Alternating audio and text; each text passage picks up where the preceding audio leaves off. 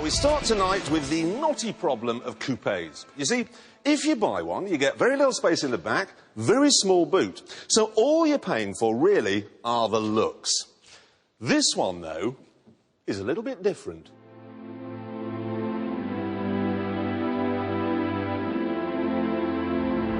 It's the Mazda RX8, and the first thing you need to know is that it's not exactly the prettiest car in the world. It's almost like they had a styling suggestion box at the factory. They got millions of ideas and then said, I know, let's have all of them. So it's got triangles and curves and gills and the back window from a Ford Anglia, and look at these lights. They're busier than a bishop's hat. The second thing you need to know is that it's not a coupe. Again, it looks like the work of a committee. Half of them said, we want a two-door GT car, and the other half said, no, no, no, no, we want a four-door saloon. And then they thought, I know, we'll have both. So, open the door, and in there you've got a sporty red and black interior, like a man's wash bag. Very coupe-ish. But, what's this? Not exactly going to work as a mini cab in there, but there's certainly space enough for your 2.2 kids. Really, it's the best of both worlds. Cheap, too.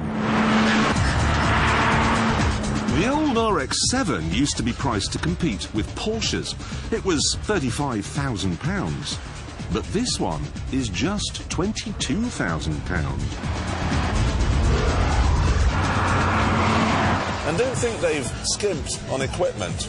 You get air conditioning, you get satellite navigation, you get electric seats. In fact, the only place where you get less than you might be expecting is under the bonnet.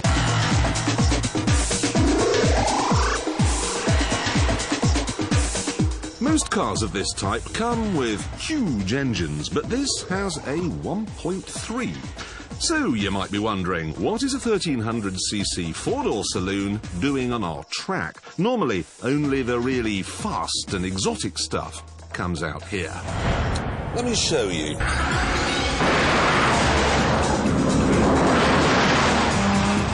It may only be a 1.3, but it's a Wankel rotary engine. So you get 228 brake horsepower from a 1.3. It's not the torquiest engine in the world or the most economical, but God, it's smooth. You even get a little buzzer, ready, to tell you to change gear at 9,000 RPM, because it doesn't feel like it's running on anything as coarse and vulgar as petrol. It feels like it's running on double cream.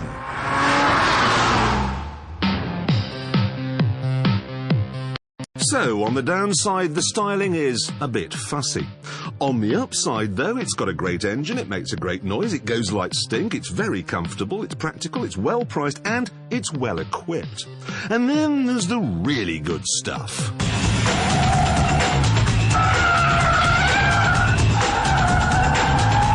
This is one of the easiest cars to drive fast that I've ever come across. It's just so forgiving. It's kind of like a punch bag. You can give it absolute hell, and it just never fights back. It's got the perfect layout. Front engine, rear-wheel drive, with a limited slip differential.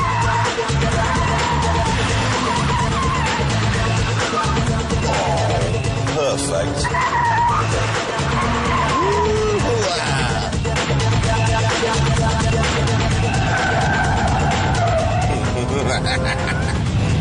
The guy who was running Mazda when they were designing the RX-8 used to race cars, and it kind of shows.